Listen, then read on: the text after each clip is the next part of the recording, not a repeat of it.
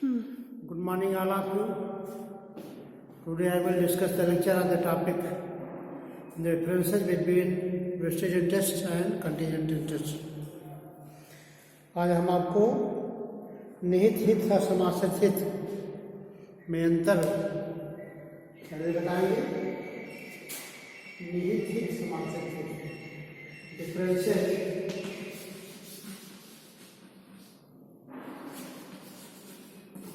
between vested interest and contingent interest.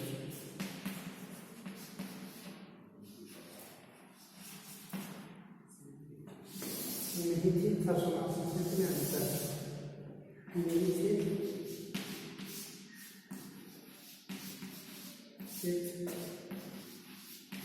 तथा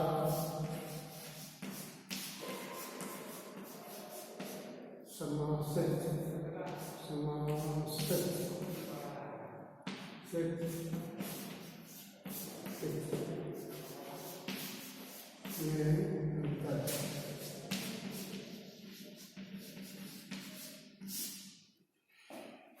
धारा 19 में निहित हित की बात कही गई है और धारा 21 में समाश्रित हित के बारे में वर्णन किया गया है। निहित हित में अंतरण जो है घटना के घटित हो या घटना घटित न हो, लेकिन ऐसे हित में जो है अंतरण असंभावी होता है। कहने का तात्पर्य है निहित हित में जो है अंतरण जो है असंभावी होता है। मीन्स पिता के मरने के बाद संपत्ति पुत्र को स्वतः चली जाएगी, तो यहाँ पर अंतरण जो है असंभावी होता है।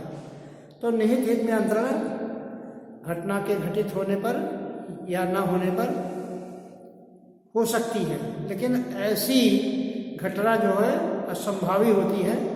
ऐसे हित को निहित हित कहा जाता है। तो निहित हित में जो है अंतरण असंभावी होता है, जबकि समाश्रित हित में जो ऐसा अंतरण है घटना के घटित होने या न होने पर निर्भर करता है। अर्थात जैसा कि मैंने कल आपको बताया था कि समाश्रित हित में घटना घट भी सकती है, घटना नहीं भी घट सकती है। जब शर्त लगी हो कि घटना के घटित होने पर संपत्ति का अंतरण कराया जा सकता है, तो यहाँ पर अगर घटना घटित होगी तभी संपत्ति का अंतरण होगा। यदि घटना ऐसी शर्त लगाई गई हो घटना घटित न हो तब संपत्ति का अंतरण होगा, तो ऐसी स्थिति में जब घटना घटित नहीं होगी तब संपत्ति का अंतरण होता है। तो ऐसी परिस्थिति में निहित हित में जो है अंतरण असंभावी होता है, जबकि समाश्रित हित में जो है घटना के घटित होने या न होने पर निर्भर करता है अंतरण।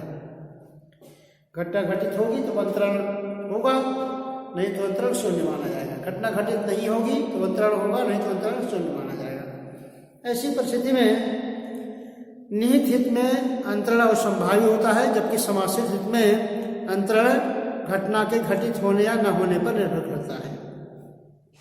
निहित हित में अंतरण जो है पूर्ण माना जाता है। निहित हित का अंतरण जो है पूर्ण माना जाता है, जबकि समाश्रित हित का अंतरण अपूर्ण माना जाता है। निहित हित में जो सत्य होता है, सत्य का अंतरण होता है, वह जो है पूर्ण माना जाता है, और समाश्रित हित में अंतरण अपूर्ण माना जाता है, क्योंकि ये किसी शर्त के अधीन होता है। ऐसी परिस्थिति में निहित हित जो है पूर्ण माना जाता है और समाश्रित हित में अंतरण अपूर्ण माना जाता है। निहित हित एक पूर्ण अधिकार प्रदान करता है, समाश्रित हित किसी शर्त के निर्भर होने पर अपूर्ण अधिकार देता है। इस तरह से निहित हित में संपत्ति का अंतरण जो है स्वतः हो जाता है। समाश्रित हित में संपत्ति का अंतरण जो शर्त लगी होती है उसके पूर्ण होने पर अंतरण माना जाता है। तो इस प्रकार से निहित हित समाश्रित हित में जो है धारा 19 तथा 23 के अंतर्गत सेक्शन 19 में वेस्टेज इंटरेस्ट की बात कही गई है तथा धारा 23 में कॉन्टीजेंट इंटरेस्ट की बात कही गई है। तो दोनों में अंतर क्या है। इस तरह से निहित के समाश्रित में अंतर दिया गया है। इसके बाद हम आपको इसमें एक प्रश्न बनता है, महत्वपूर्ण प्रश्न बनता है कि निहित हित तथा समाश्रित हित को परिभाषित करिए। निहित हित तथा समाश्रित हित को परिभाषित करिए।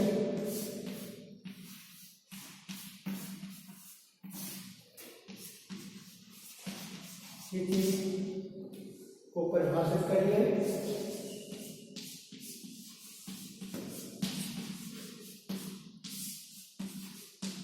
परिभाषित कीजिए तथा दोनों के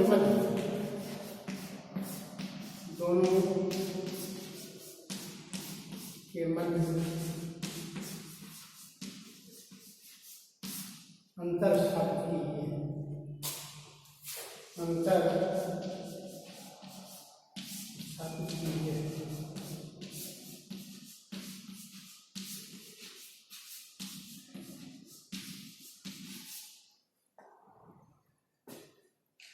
Define the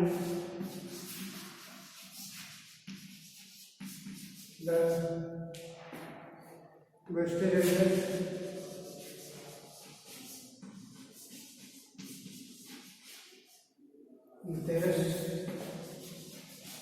and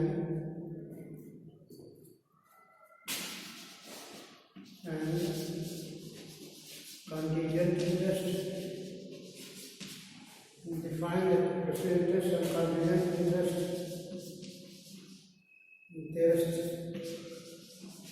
and what is difference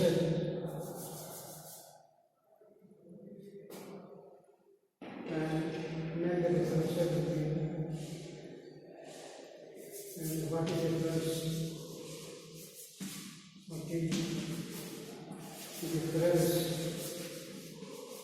difference between two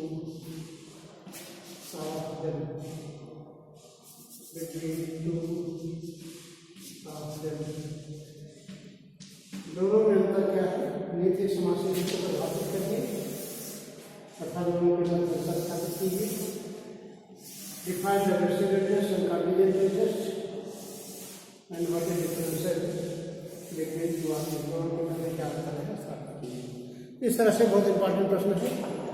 this question is very important for the examination point of view. इसको इस पर एक नोट्स बना लिए, अब दो तरीके से इसको तैयार करना है, क्योंकि परीक्षा में अक्सर पूछा जाता है। इसके पश्चात हम अगला टॉपिक पढ़ाएंगे। अगला टॉपिक हम आपको बताएंगे कि सशर्त अंतरण क्या है। सशर्त अंतरण, कंडीशनल ट्रांसफर,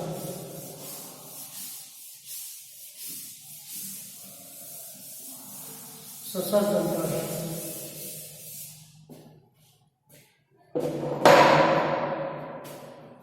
सशर्त अंतरण,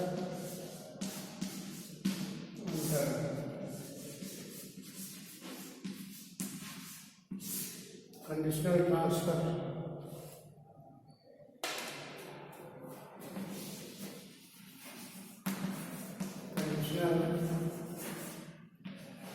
पोटेंशियल ट्रांसफर।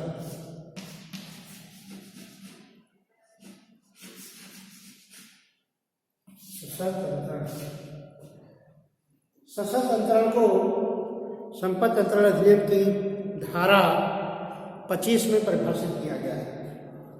सेक्शन 25 जो है सशर्त अंतरण को परिभाषित करती है। सशर्त अंतरण का तात्पर्य है यहाँ की संपत्ति का अंतरण में सृष्ट हित किसी शर्त पर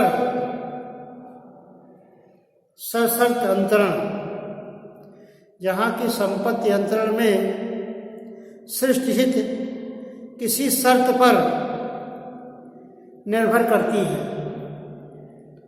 और ऐसा अंतरण यदि वह असंभव हो या जिसमें शरीर या संपत्ति की क्षति अंतर्वलित है, जो विधि के प्रतिकूल हो,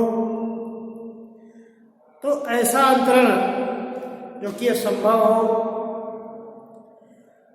जो कि कपटपूर्ण हो, इधर ज्ञात किया जाए तो विधि के बंधों को विफल कर दे, जिसमें शरीर या संपत्ति की क्षति अंतर्वलित हो, तो ऐसा अंतरण जो है अनैतिक या लोकनीति के विरुद्ध हो, तो ऐसा अंतरण शून्य माना जाता है। तो सशर्त अंतरण का प्रभाव क्या होगा, यह धारा 25 में बताया गया है कि जहाँ अंतरण पर सृष्ट हित किसी शर्त पर निर्भर करता है, तो जहाँ अंतरण पर सृष्ट हित किसी शर्त पर निर्भर करता है या ऐसा अंतरण असंभव हो जिसमें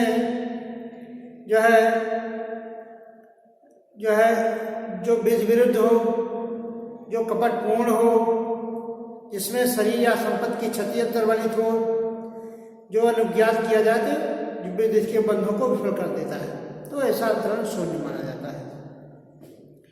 तो ऐसी परिस्थिति में जहाँ पर अंतरण हित का अंतरण तभी होता है, कोई अंतरण तभी पूर्ण होता है जबकि उसमें कोई शर्त न लगी हो, अर्थात यदि शर्त लगी हो, ऐसी शर्त संभव हो, तो ऐसा अंतरण शून्य माना जाता है। जैसे ख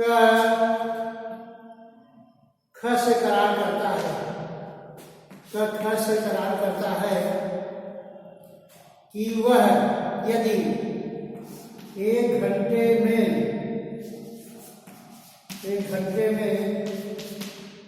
100 मील पैदल चलेगा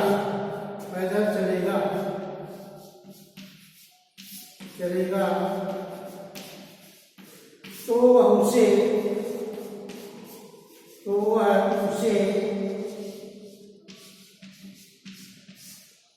10,000 रुपये देगा, 10,000 रुपये देगा। तो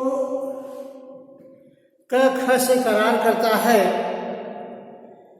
कि यदि जो है वह 1 घंटे में 100 मील पैदल चलेगा तो वह उसे इकरार करेगा। यहाँ पर ए बी के मध्य का खा या ए बी के मध्य करार होता है कि वह 1 घंटे में अगर 100 मील पैदल चल देगा तो उसे 10,000 रुपये देगा। यहाँ पर जो शर्त लगाई गई है कैसी है, अंतरण कब होगा,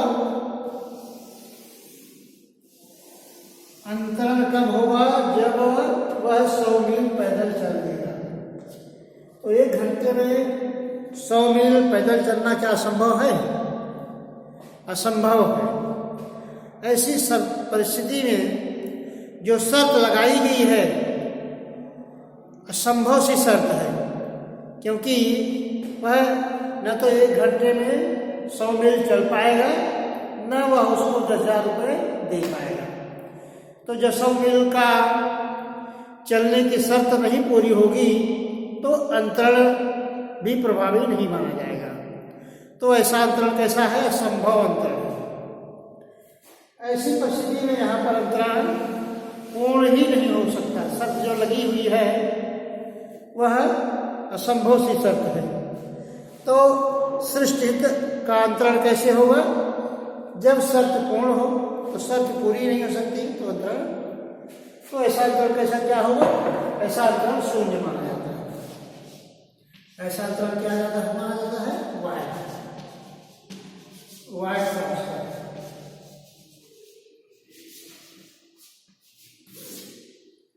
क्योंकि 100 मील चलेगा नहीं, तो जो 100 मील चलेगा नहीं तो उसका अंतरण जो है शून्य माना जाता है। जैसे दूसरा उदाहरण देखेंगे, जैसे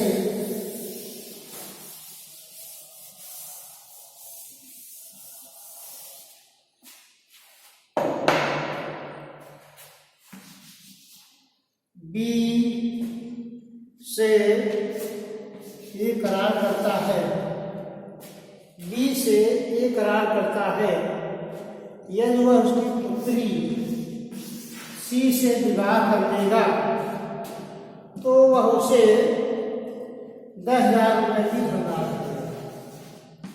10,000 रुपये की धनराशि देगा।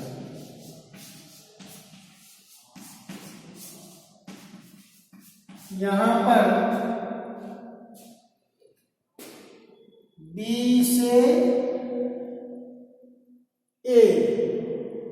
से ए करार करता है कि यदि बी जो है ए की पुत्री सी से विवाह कर लेगा तो उसे 10,000 रुपये की धनराशि देगा। यहाँ पर सी जो है विवाह होने के पहले ही मर जाती है। सी जो है विवाह होने के पहले ही मर जाती है। कहता है कि 1 साल के अंदर उसे विवाह कर लेगा तो उसको 10,000 रुपये देगा। सी की मृत्यु हो जाती है। ऐसी स्थिति में बी के साथ सी का विवाह जो है होना संभव हो जाता है। तो ऐसी शर्त लगी हुई है जो शर्त पूर्ण नहीं हो सकती है। सी के साथ बी का विवाह नहीं हो सकता। जब विवाह नहीं होगा तो अंतरण पूर्ण नहीं होगा। ऐसा अंतरण कैसा होगा? शून्य अंतरण माना जाएगा। यहाँ पर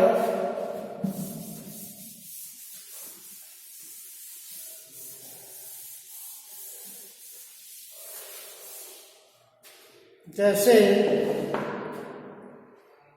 ए से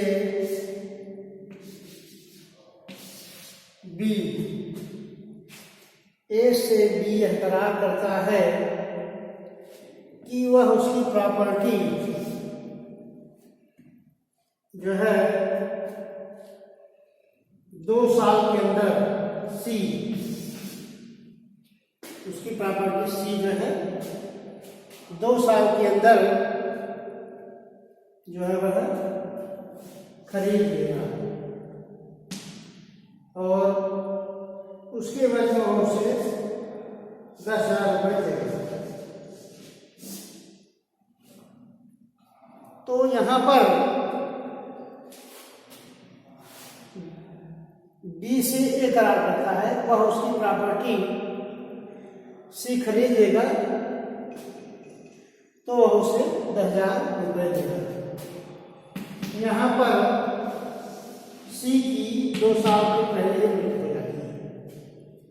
यहाँ पर सी की 2 साल के पहले ही मृत्यु हो जाती है। ऐसी परिस्थिति में जो संपत्ति का अंतरण है वह निष्फल हो जाता है, क्योंकि अंतरण किसी शर्त पर निर्भर है।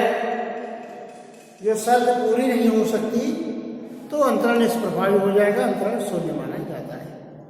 ऐसी परिस्थिति में संपत्ति का अंतरण जो है शून्य माना जाता है।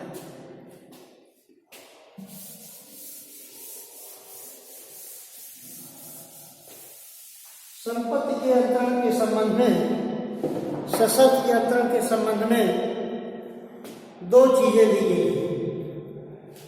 पूर्ववर्ती president, conditional president, conditional president,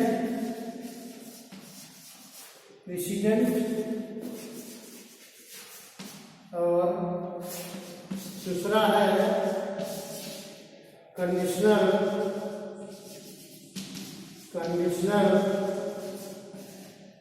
subsequent.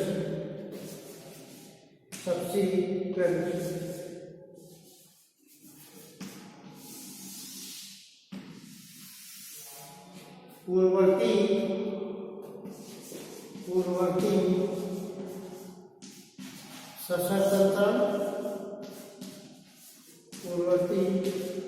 सशर्त अंतरण, तथा पश्चातवर्ती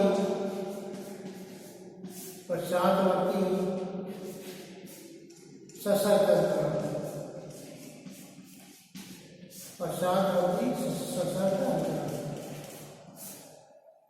तो संपत्ति अंतरण अधिनियम की धारा 25 के अंतर्गत अंतरण को, सशर्त अंतरण को दो भागों में विभाजित किया सकता है। पूर्ववर्ती सशर्त अंतरण, पश्चातवर्ती सशर्त अंतरण। पूर्ववर्ती सशर्त अंतरण का तात्पर्य है पूर्ववर्ती सशर्त अंतरण, जहां पर शर्त जो है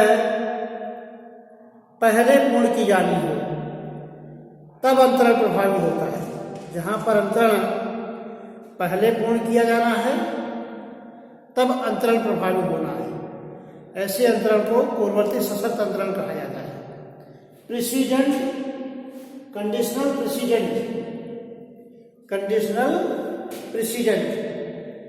प्रेसिडेंट का तात्पर्य है पूर्ववर्ती सशर्त अंतरण। मीन्स जो शर्त लगाई गई है वो पहले पूर्ण हो जाएगी तब अंतरण प्रभावी होगा। इस अंतरण को पूर्ववर्ती सशर्त अंतरण कहा जाता है। दूसरा अंतरण है पश्चातवर्ती सशर्त अंतरण।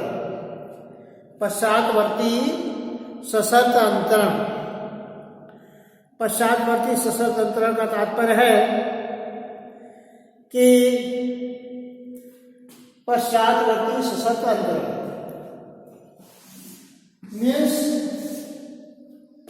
पहले पश्चातवर्ती सशर्त अंतरण प्रभावी हो जाएगा, इसके बाद घटना शर्त लगाई जाएगी। मीन्स अंतरण के प्रभावी पहले अंतरण हो जाएगा तब शर्त पूर्ण होगी।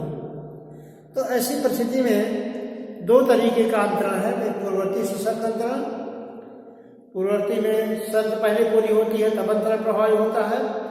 पश्चातवर्ती में अंतरण पहले प्रभावी हुआ है तब शर्त पूर्ण होती है।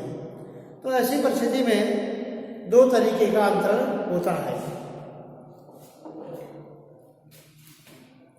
Conditional president and conditional subsequent. जैसे ए ने अपनी